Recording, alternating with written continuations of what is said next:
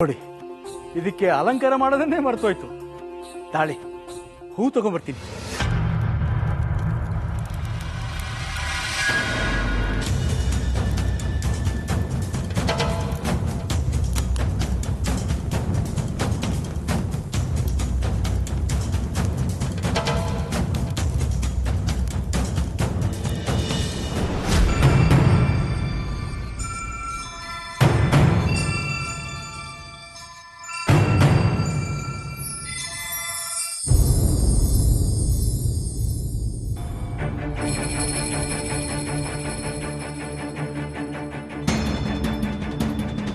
ನಿಮಗೆ ತೊಟ್ಲು ಮಾಡ್ಕೊಡಕ್ಕೆ ಅಂತ ನಾನು ಬೀದರ್ ಕಡೆಯಕ್ಕೆ ಕಾಡ್ಗೋಗಿದ್ದ ನಿಜ. ಅಲ್ಲಿ ಏನೇನೋ ಆಗೋಯ್ತು. ನೀವಾದ್ರೂ ನನ್ನ ಮಾತು ನಂಬಿ ಸ್ವಾಮಿ. ಇದ್ರೆ ಯಾಕೆ ಕಾಲಿಡ್ಕೊಂಡು ತೊಟ್ಟಿಲು ಮಾಡೋಕ್ಕಾಗಿಲ್ಲ ಅಂತ ಹೇಳ್ದ. ಇಲ್ಲಿ ನೋಡಿದ್ರೆ ತೊಟ್ಲಿದೆ. ಕಾಡಿಗೆ ಹೋದಾಗ ಏನೇನೋ ವಿಷಯ ಆಯ್ತು ಅಂತ ಹೇಳ್ದ. ಅಂಗಲಾಚೆ ಬೇಡ್ಕೊಂಡ. ಅಂಥದ್ರಲ್ಲಿ ಈ ತೊಟ್ಲು ಒಂದು ಅರ್ಥ ಆಗ್ತಿಲ್ವೇ?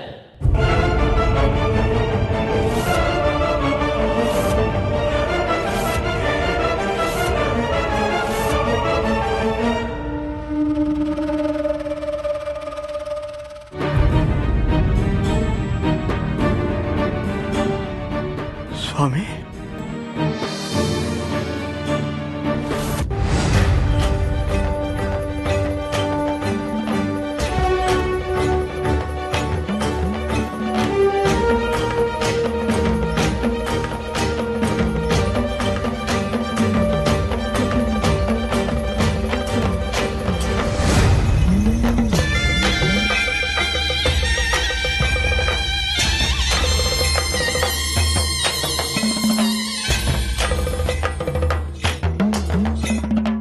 ಆಹಾ, ಇದೇನು ಸ್ವಾಮಿ, ನಾನು ಹೋಗಿ ಹೂ ತರದೊಳಗೆ ಇಷ್ಟು ಚೆನ್ನಾಗಿ ಅಲಂಕಾರ ಆಗಿದೆ. ಆಹಾ, ಎಂತ ಪವಾಡ ಸ್ವಾಮಿ.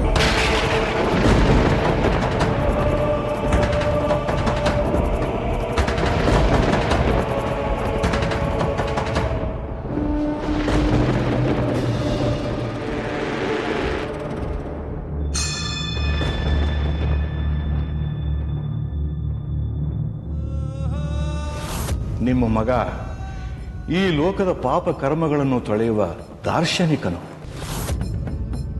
ಸಜ್ಜನ ರಕ್ಷಕ, ದುರ್ಜನ ಶಿಕ್ಷಕ, ದೀನ ದಲಿತೋದ್ಧಾರಕನಾಗಿ ಲೋಕಮಾನ್ಯನಾಗುತ್ತಾನೆ.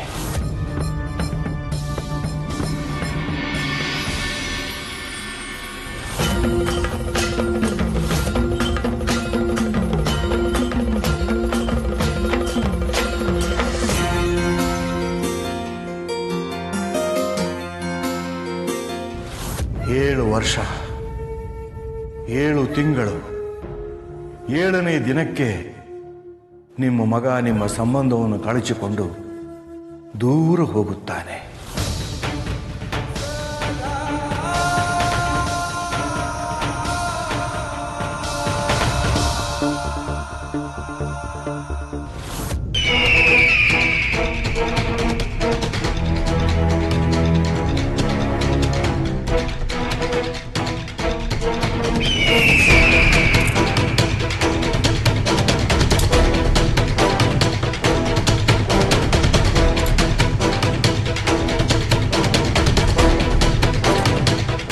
ಇದೇ ಉದ್ಯಾನದಲ್ಲಿ ಆಷಾಢನೊಂದಿಗೆ ನೀನು ಮಾತನಾಡುವುದನ್ನು ನಮ್ಮ ಅರಮನೆಯ ಸಿಬ್ಬಂದಿ ನೋಡಿದ್ದಾರೆ. ಆನಂತರ ಅವನನ್ನು ಕಂಡವರಿಲ್ಲ.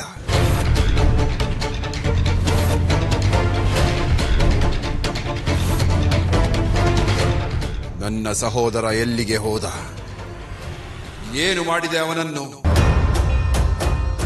ಹೇಳು. ಮಾತನಾಡಿದ್ದನ್ನು ಕಂಡವರಿದ್ದ ಮೇಲೆ ಮುಂದೆ ನಡೆದಿರುವುದನ್ನು ಹೇಳಿರಲೇಬೇಕಲ್ಲವೇ? ಮುಂದೇನಾಯಿತು ಎಂದು ನೋಡಿದವರಿಲ್ಲ. ಏನು ಮಾಡಿದೆ ಅವನನ್ನು? ಅವನನ್ನು ನಾನೇನು ಮಾಡಲು ಸಾಧ್ಯ? ಅವನು ನನಗೆ ಏನೋ ಮಾಡಲು ಬಂದ. ಅದರ ಪ್ರತಿಫಲ ಅವನಿಗಾಯಿತು ಅಷ್ಟೇ. ಅಂದರೆ ಬಾ ನನ್ನ ಜೊತೆ ಅಂತಃಪುರಕ್ಕೆ. ನಿನ್ನನ್ನು ರಾಣಿ, ಮಹಾರಾಣಿಯಂತೆ ನೋಡಿಕೊಳ್ಳುತ್ತೇನೆ. ಸುಖದ ಸೋಪಾನದಲ್ಲಿ ತೇಲಾಡಿಸುತ್ತೇನೆ. ಬೇಡ ಆಷಾಢ. ಕರೆದೊಡನೆ ಬಾರದೆ ಗಡಿ ಮಾಡುವ ಹೆಣ್ಣೆಂದರೆ ನನಗೂ ಬಹಳ ಇಷ್ಟ. ಸುಮ್ಮನೆ ನನ್ನ ಹಿಂದೆ ಬರುವೆಯೋ ಇಲ್ಲ ಎಳೆದುಕೊಂಡು ಹೋಗಲೋ?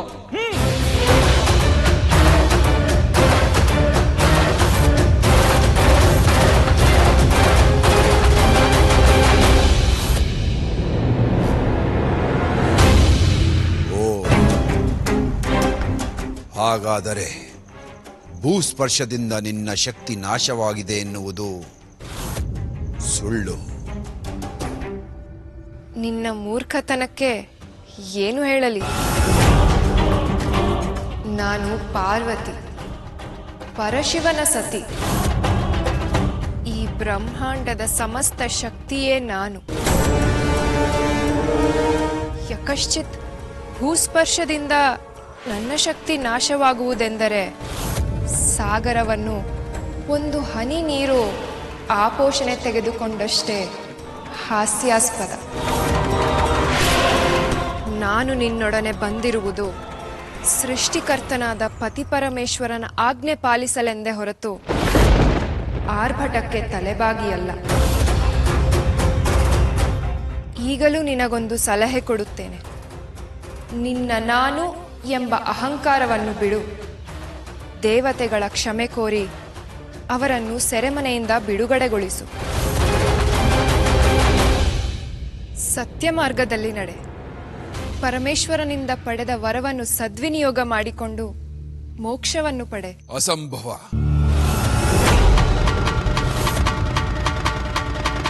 ನಿನ್ನ ಬಿಟ್ಟಿ ಉಪದೇಶ ನನಗೆ ಬೇಡ. ನನಗೆ ನನ್ನ ಸಹೋದರ ಬೇಕು. ಎಲ್ಲಿದ್ದಾನೆ ಅವನು? ಹೇಗಿದ್ದಾನೆ ಅವನು? ಹೇಳದೆ ಹೋದರೆ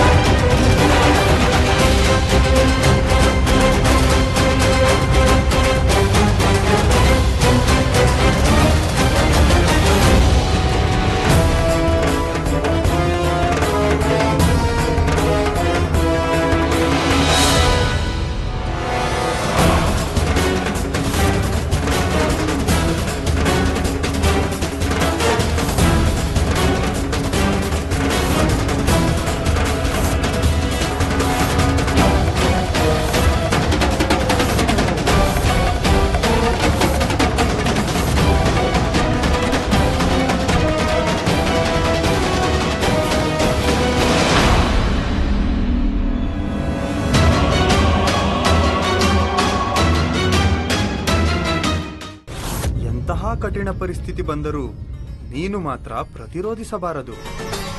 ನಿನ್ನ ವಿಶ್ವರೂಪ ದರ್ಶನ ತೋರಬಾರದು. ಇದು ನನ್ನ ಆದೇಶವಲ್ಲ, ಅಪೇಕ್ಷೆ.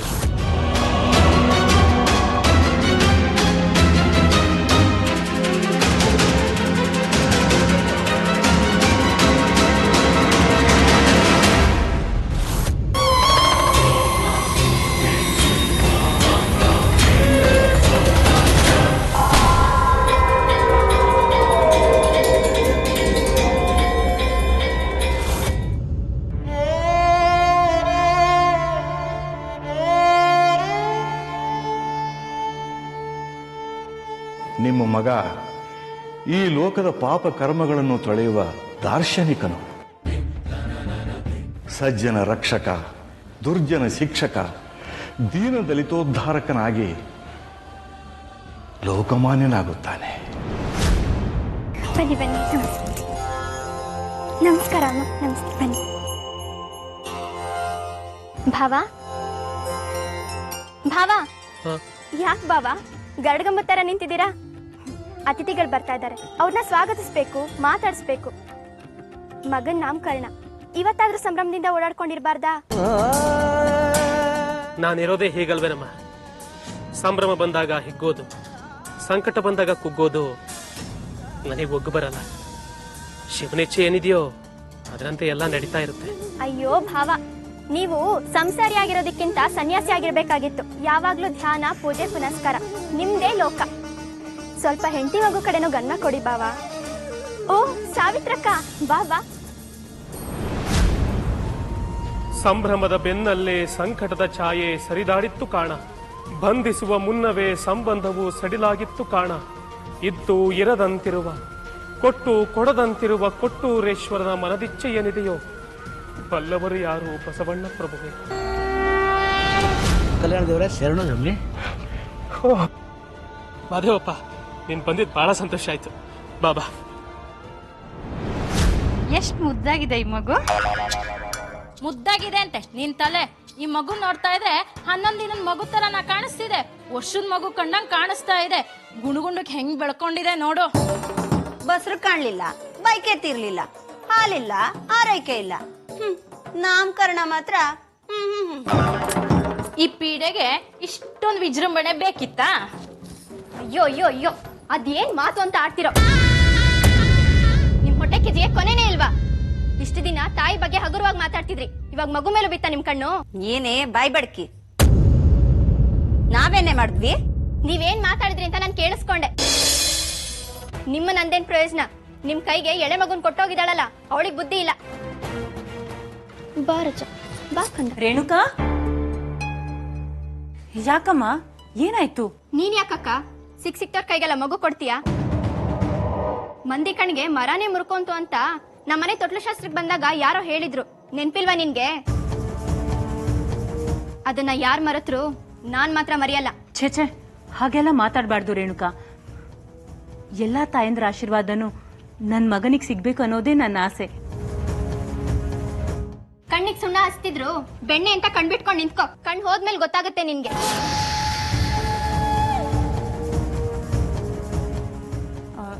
ಬೇಸರ ಮಾಡ್ಕೊಳ್ಬೇಡಿ, ಅವಳಿಗೆ ನಾನ್ ಬುದ್ಧಿ ಹೇಳ್ತೀನಿ. ತಡೀರಿ, ಪಾನ್ಕ ತರ್ತೀನಿ. ಆಹಾ, ಮಾಟ್ಕಾತಿ. ರೇಣುನ್ ಎತ್ಕಟ್ಬಿಟ್ಟು ನಮ್ಗೆ ಇವಾಗ ತುಪ್ಪ ಸರ್ಗಕ್ ಬರ್ತಿದ್ದಾಳೆ. ಇವಳು ಕರೆದ ತಕ್ಷಣ ಬಂದ್ವಲ್ಲ, ನಮಗ್ ಬುದ್ಧಿ ಇಲ್ಲ. ಅಲ್ವೇನಿಲ್ಲವ, ಇವಳು ಶರೀರಕ್ಕೂ ಶಾರೀರಕ್ಕೂ ಸಂಬಂಧನೇ ಇಲ್ಲ. ಏನ್ ಬಾಯಿ ಮಾಡ್ತಾಳೆ ಇವಳು? ಅಷ್ಟಕ್ಕೂ ನಿನ್ ರಕ್ತನೂ ಅಲ್ಲ. ನೀನ್ ವ್ಯಂಗ್ಯ ನನಗ ಅರ್ಥ ಆಯ್ತು. ಇದು ನಮ್ಮ ಯಜಮಾನ್ರ ರಕ್ತ ಒಳಗೊಳಗೆ ಕುದಿತಾ ಇದೆ. ಇದನ್ನ ಹೇಗ್ ತಣ್ಣಗ್ ಮಾಡ್ಬೇಕು ಅಂತ ನನಗ್ ಚೆನ್ನಾಗ್ ಗೊತ್ತು.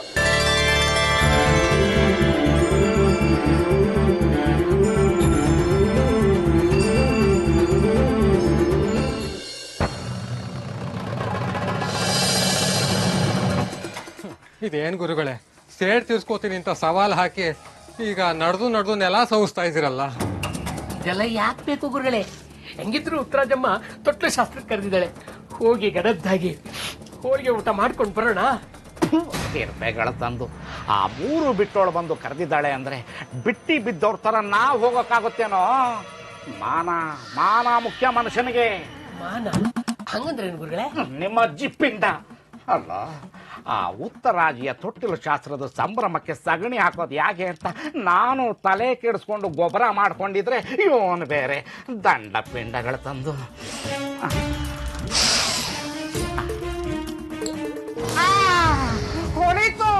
ಹೊಳಿತು. ಏನ್ ಹೊಳಿತು ಗುರುಗಳೇ? ಆ ಉತ್ತರಾಜಿ ಮನೆಯ ತೊಟ್ಟಿಲು ತೂಗುವ ಸಂಭ್ರಮಾಚರಣೆನ ಶೋಕಾಚರಣೆ ಮಾಡೋ ಉಪಾಯ.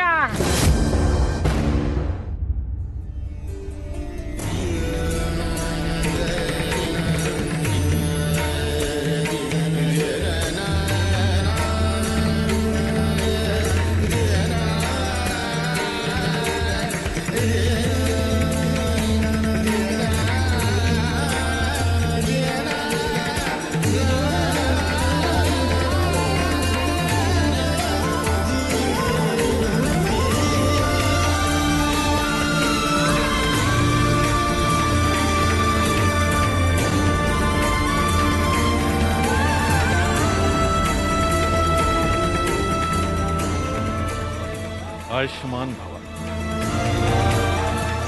ಶಂಭೋ ಶಂಕರ, ಶಂಭೋ ಶಂಕರ.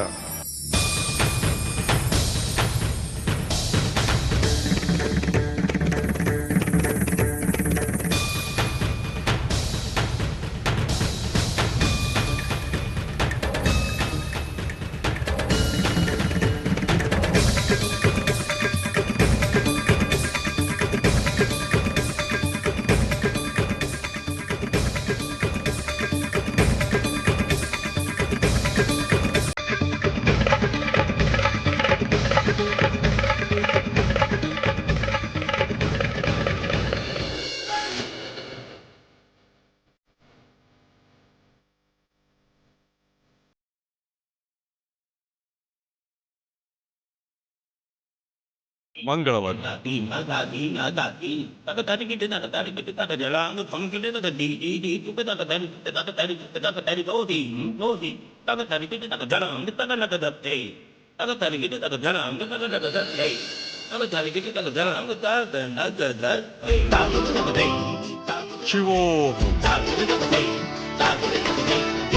ಮಹಾಗುರುಗಳು ಪ್ರಸಾದ ಸ್ವೀಕರಿಸಿ ಆನಂತರ ನಾಮಕರಣ ಕ್ರಿಯೆಯಲ್ಲಿ ಪಾಲ್ಗೊಳ್ಳಬಹುದೇ? ಕಲ್ಯಾಣ ದೇವ, ನಾವಿಂದು ಉಪವಾಸ ವ್ರತದಲ್ಲಿದ್ದೇವೆ.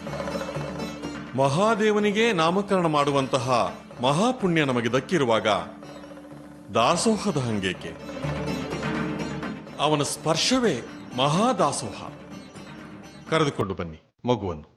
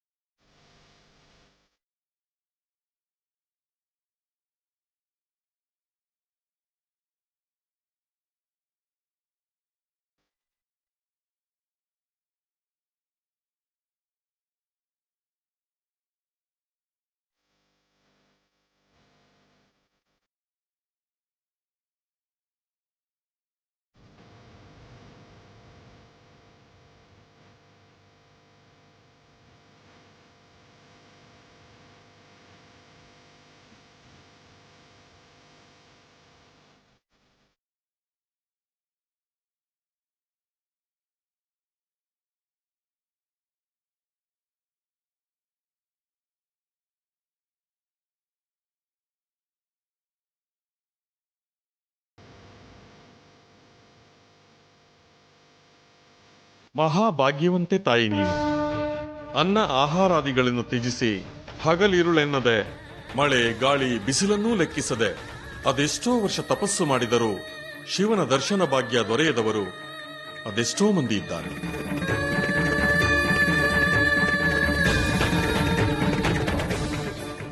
ಆದರೆ ನಿನ್ನ ಮುಗ್ಧ ಭಕ್ತಿಗೆ ಒಲಿದು ಮಗುವಾಗಿ ಬಂದು ನಿನ್ನ ಒಡಲನ್ನು ತುಂಬಿದ್ದಾನೆ ಎಂದರೆ ನೀನೆಂತಹ ಭಾಗ್ಯವಂತೆ.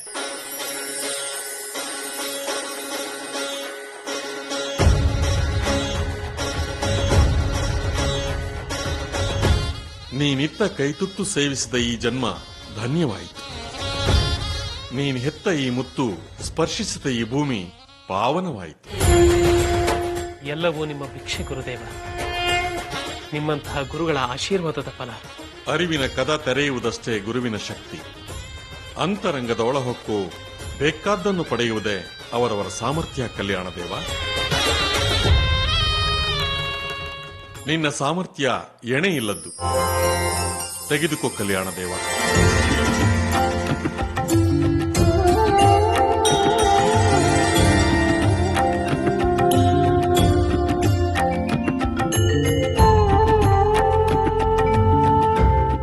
ಇವನಿಗೆ ನಾಮಕರಣ ಮಾಡುವುದು ಕೇವಲ ನೆಪ ಮಾತ್ರ ತಾಯಿ. ನಿನ್ನ ಗರ್ಭದಲ್ಲಿದ್ದಾಗಲೇ ತನಗೆ ತಾನೇ ಹೆಸರಿಟ್ಟುಕೊಂಡಿದ್ದಾನೆ ಮರಿದೇವ ಎಂದು.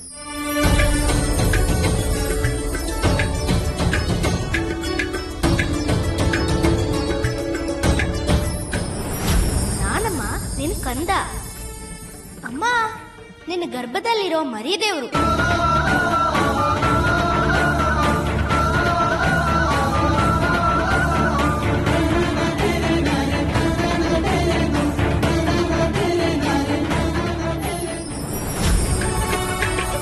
ಅವನಿಗೆ ಪ್ರಿಯವಾದ ಮರಿದೇವ ಎಂಬ ಹೆಸರನ್ನೇ ಈ ದಿವ್ಯ ತೇಜಸ್ವಿಯ ಕಿವಿಯಲ್ಲಿ 3 ಬಾರಿ ಹೇಳು ಕಲ್ಯಾಣ ದೇವ.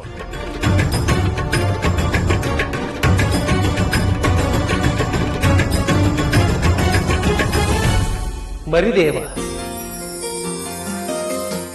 ಮರಿದೇವ,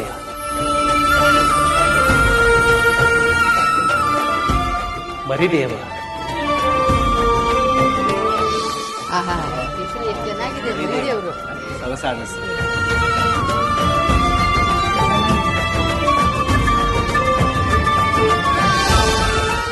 ಮರಿದೇವ ಅನ್ನೋದು ಚೆನ್ನಾಗಿದೆ ಅಲ್ವಾ?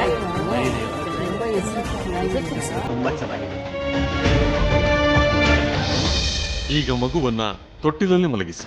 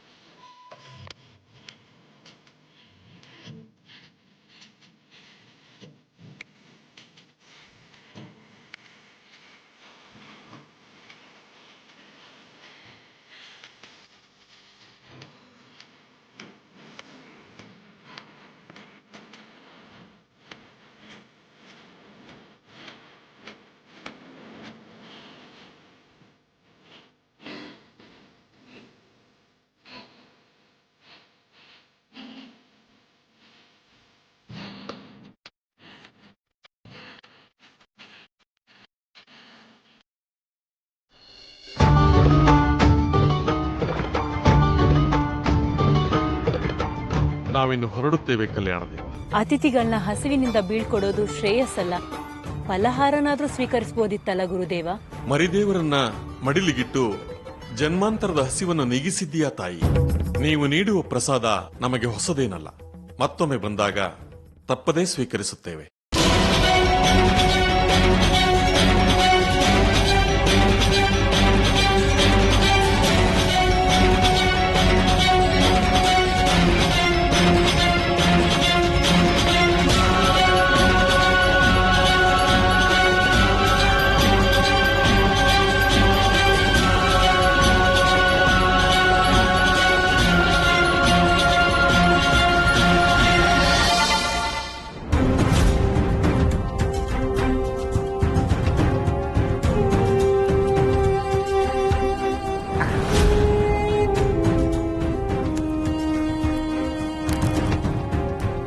ಓಹೋ, ಏನು ಪಳಪಳ ಅಂತ ಹೊಳಿತಾ ಇದ್ದಾನೆ ಗುರುಗಳೇ. ತುಂಡು ಮಲ್ಲಿಗೆ ಇದ್ದಂಗಿದಾನೆ ಗುರುಗಳೇ. ಗಾದರ ಮಗಳ, ನೀವು ಇವನನ್ನ ಹೋಗ್ಸೋಕ್ ಬರ್ತಿದ್ದೀರೋ ಇಲ್ಲ ಹೊಗಳೋಕ್ ಬಂದ್ರೋ? ಅಯ್ಯೋ, ಕಳ್ಸಕ್ ಮುಂಚೆ ಒಂದೆರಡು ಒಳ್ಳೆ ಮಾತಾಡಿದ್ರೆ ಇವನ ಆತ್ಮ ಪ್ರೇತಾತ್ಮ ಆಗಲ್ಲ ಗುರುಗಳೇ. ರಾಧೆ, ಇವನು ಆತ್ಮನೂ ಆಗಲ್ಲ, ಪ್ರೇತಾತ್ಮನೂ ಆಗಲ್ಲ. ಇವನು ದೇವರ ಮಗ. ಆ ದೇವರಂತ ಆ ಜಂಗಮ್ಮನ ಮಗ. ನನ್ನ ಆಸೆ ಆಕಾಂಕ್ಷೆಗಳಿಗೆ ಕೊಳ್ಳಿ ಇಟ್ಟ ಮಗ.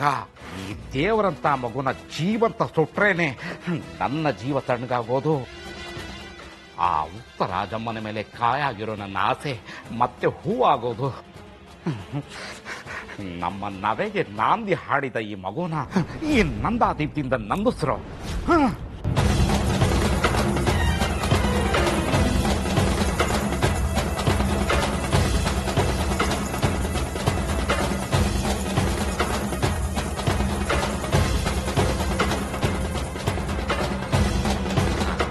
ಹಚ್ಚಿಸ್ಕೊಂಡ್ರೇನ್ರೋ? ಆಯ್ತು ಗುರುಗಳೇ.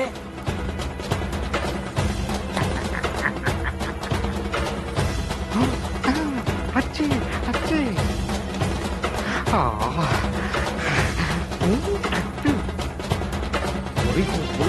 ಎದ್ದೋಗ್ಲಿ.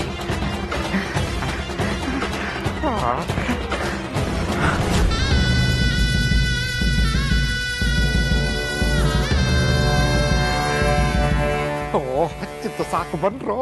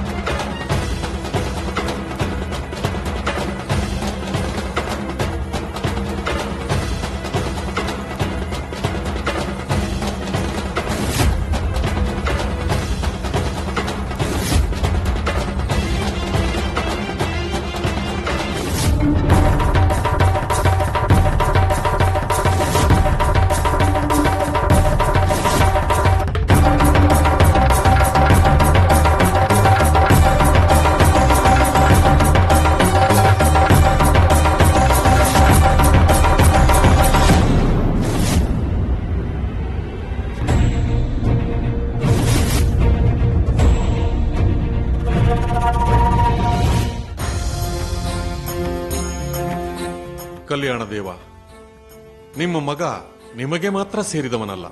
ಕುಲ, ನೆಲ, ಜಾತಿ, ಧರ್ಮದ ಭೇದವಿಲ್ಲದೆ ಸಕಲರಿಗೂ ಸಲ್ಲುವವನು. ಇದು ನಿಮಗೆ ನೆನಪಿರಲಿ. ಗುರುಚಿತ್ತ, ದೈವಚಿತ್ತ. ನಿಮ್ಮೆಲ್ಲರಿಗೂ ಸನ್ಮಂಗಳವಾಗಲಿ.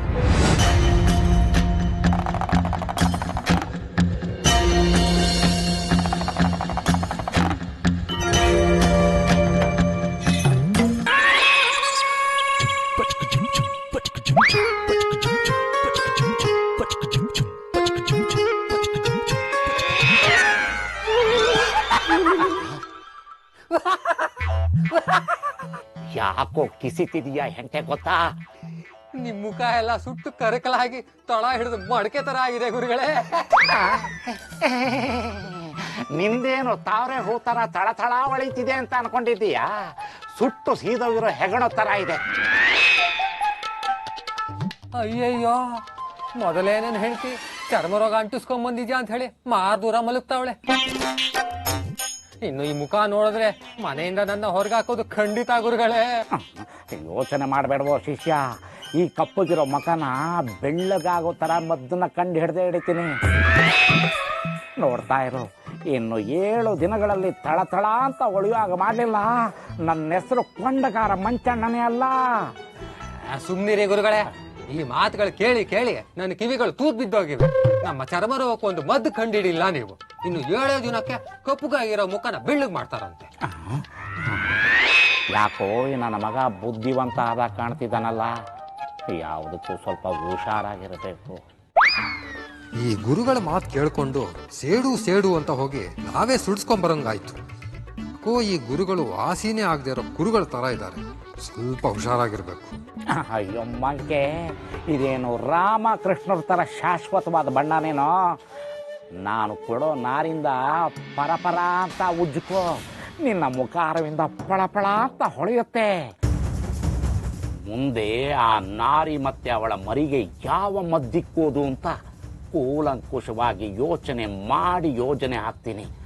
ಅಲ್ಲಿವರೆಗೂ ಈ ಸುಟ್ಟು ಸುದ್ದಿನ ಗಾಳಿ ಸುದ್ದಿ ಮಾಡಬೇಡಿ, ಅರ್ಥವಾಯ್ತಾ?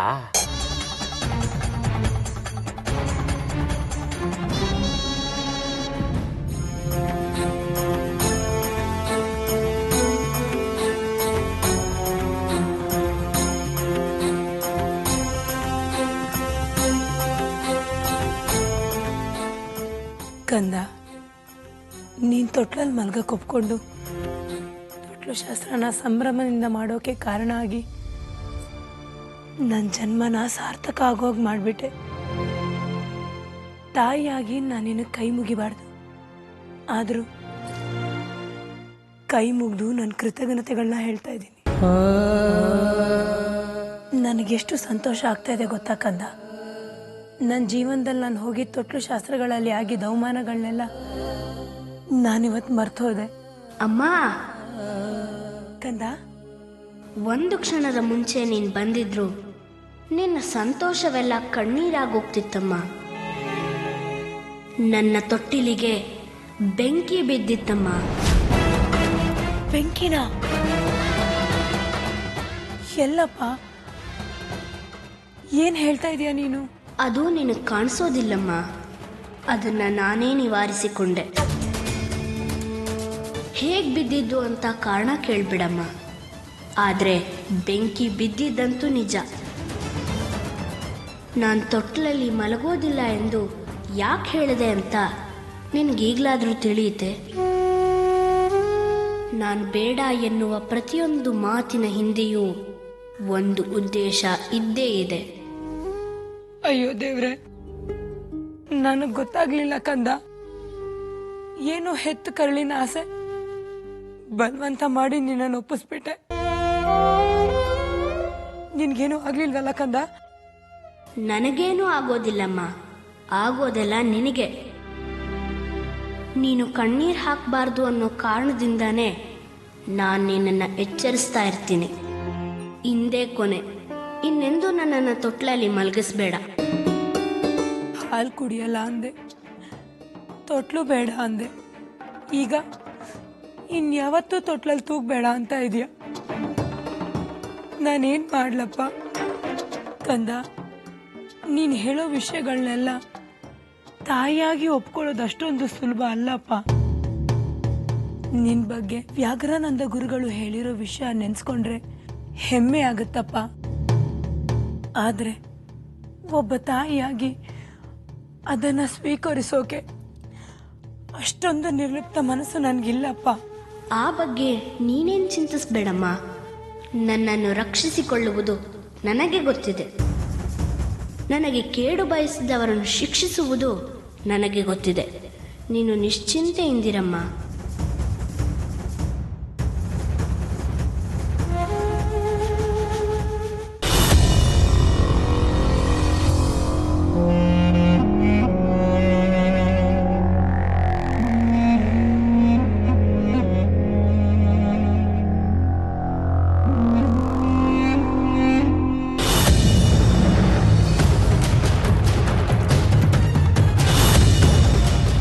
ಯಾರು ಯಾರು ಯಾರು ನನ್ನನ್ನು ಕಾಲಿನಿಂದ ಒದ್ದದ್ದು?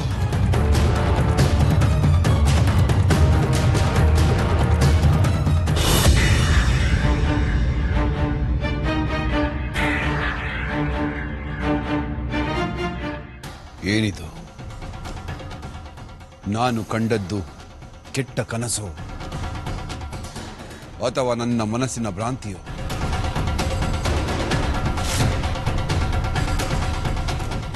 ಹರನಿಂದ ವರ ಪಡೆದು ದೇವಾನ್ ದೇವತೆಗಳನ್ನೇ ಅಡಿಯಾಳಾಗಿ ಮಾಡಿಕೊಂಡಿರುವ ಈ ವೀರ ಶ್ರವಣ ಚಕ್ರವರ್ತಿಗೆ ಭ್ರಮೆ.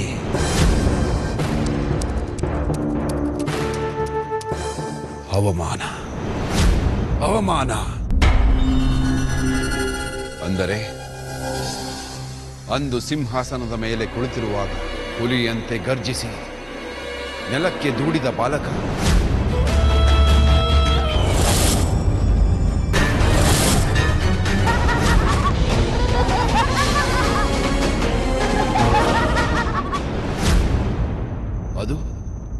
ಅದು ನನ್ನ ಭ್ರಾಂತಿ. ಇಲ್ಲ, ಇದು ಭ್ರಾಂತಿಯಲ್ಲ.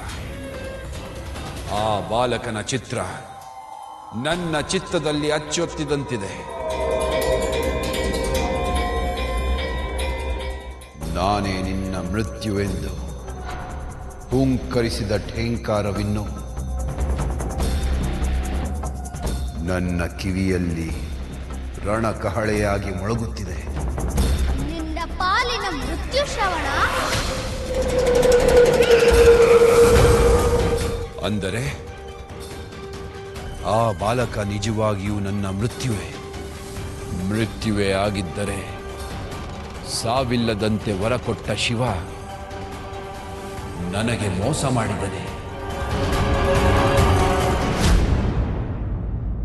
ಅಥವಾ ಸಾವಿನ ಭಯದಿಂದ ನನ್ನನ್ನು ನಿರ್ವೀರ್ಯಗೊಳಿಸಲು ಈ ಮಾಯಾವಿ ದೇವತೆಗಳು ರಣತಂತ್ರವನ್ನು ರೂಪಿಸುತ್ತಿರಬಹುದೇ? ಅದಾವ ಶಕ್ತಿ ನನ್ನನ್ನು ಹೆದರಿಸುತ್ತಿದೆ. ಅದಾವ ಶಕ್ತಿ. ಇಲ್ಲ, ನಾನು ಹೆದರುವುದಿಲ್ಲ. ನಾನು ಮೃತ್ಯುವಿಗೆ ಮೃತ್ಯು. ನನಗೆ ಸಾವಿಲ್ಲ. ನನಗೆ ಸಾವಿಲ್ಲ.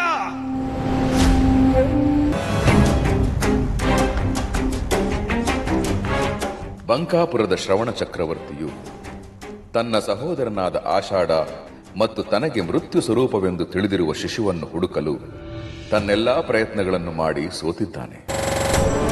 ಹಲವು ವರ್ಷಗಳು ಕಳೆದರೂ ಅವನ ಬಗ್ಗೆ ಯಾವುದೇ ಸುಳಿವು ಸಿಕ್ಕಿಲ್ಲ. ಹರನಿಂದ ವರ ಪಡೆದರೂ ನೆಮ್ಮದಿಯಿಲ್ಲ. ಸಾವನ್ನು ಗೆದ್ದರೂ ಸಾವಿನ ಭಯ ತಪ್ಪಿಲ್ಲ. ರಾಜಮಾತೆಗೆ ಮಕ್ಕಳ ಚಿಂತೆ, ಮಹಾರಾಣಿಗೆ ಪತಿಯ ಚಿಂತೆ, ಯಾರಿಗೂ ಶಾಂತಿ ಇಲ್ಲ. ಅರಮನೆಯ ವಿಜಯೋತ್ಸವದ ಕೊಂಬು ಕಹಳೆಗಳ ಸಂಭ್ರಮವನ್ನು ಕಂಡು ವರ್ಷಗಳೇ ಉರುಳಿವೆ. ಎಲ್ಲೆಲ್ಲೂ ನೀರವ ಮೌನ. ಇತ್ತ ಕಡೆ ಉತ್ತಮಾಪುರದಲ್ಲಿ ಸಂತಸ ಹಾಗೂ ಸಂಕಟಗಳು ಮಗುವಿನ ಬೆಳವಣಿಗೆಯ ಜೊತೆ ಜೊತೆಗೇ ಬೆಳೆಯುತ್ತಿದೆ ಉತ್ತರಾಜಮ್ಮ ಮತ್ತು ಕಲ್ಯಾಣ ದೇವರಿಗೆ.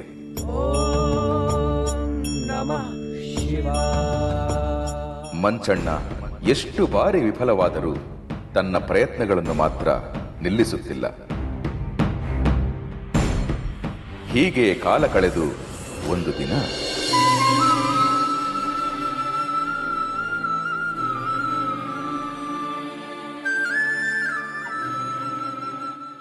ಕಲ್ಯಾಣ ದೇವ, ಕಲ್ಯಾಣ ದೇವ. ಪುತ್ರ,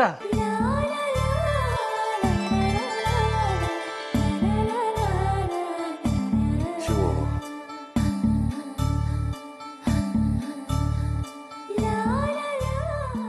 ಇದೇನಿದೆ ಹೀಗೆ ಹೇಳಿ ಕಳಿಸಿದ್ರೆ ನಾನೇ ಬರ್ತಾ ಇದ್ದೆ. ಸತ್ಸಂಗಿಗಳ ಸಹವಾಸ ಶಿವನೊಂದಿಗಿನ ಸೇತುವೆ.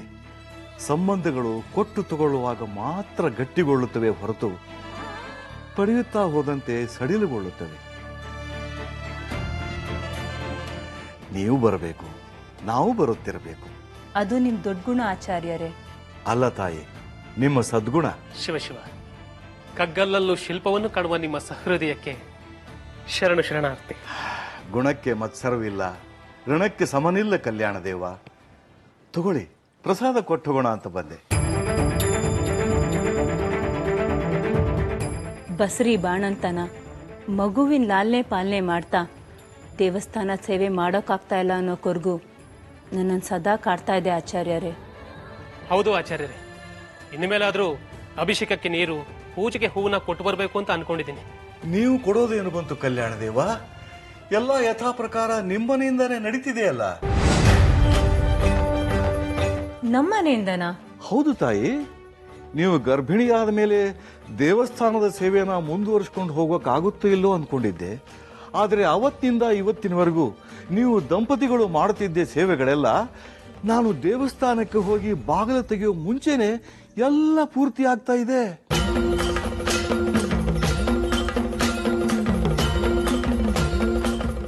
ಮೊದಲು ನೀವೇ ಅಂತ ಅಂದ್ಕೊಂಡಿದ್ದೆ, ಆದ್ರೆ ಆಮೇಲೆ ಗೊತ್ತಾಯ್ತು ಅದು ಬೇರೆ ಯಾರೋ ಅಂತ. ಯಾರು ಆಚಾರ್ಯರೇ ಆ ಪುಣ್ಯಾತ್ಮರು? ಭಗವಂತನ ಸೇವೆ ಮಾಡೋ ಭಕ್ತರಿಗೇನು ಕಮ್ಮಿನ ಉತ್ತರ? ದೇವಸ್ಥಾನಕ್ಕೆ ಬಂದು ಹಣ್ಣು ಕಾಯಿ ಮಾಡಿಸಿಕೊಂಡು ದಕ್ಷಿಣೆ ಕೊಟ್ಟು ಹೋಗೋ ಭಕ್ತರು ತುಂಬಾ ಜನ ಇದ್ದಾರೆ ಕಲ್ಯಾಣ ದೇವ. ಆದರೆ ನಿಮ್ಮ ಹಾಗೆ ನಿಷ್ಠೆಯಿಂದ ಸೇವೆ ಮಾಡೋರು ಬೇರೆ ಯಾರೂ ಇಲ್ಲ. ಹಾಗಾದ್ರೆ ಇಷ್ಟು ದಿನ ಸೇವೆ ಮಾಡ್ತಾ ಇರೋದು ನಿಮ್ಮ ಮಗ ಮರಿದೇವ. ಮರಿದೇವನೇ? ಹೌದು. ಬಂದ ಬಂದ ಬಂದ ಬಂದ ನೋಡು ಮಾದೇವ, ತಂದ ತಂದ ತಂದ ತಂದ ತಂದ ನೋಡು ಭಾಗ್ಯವ,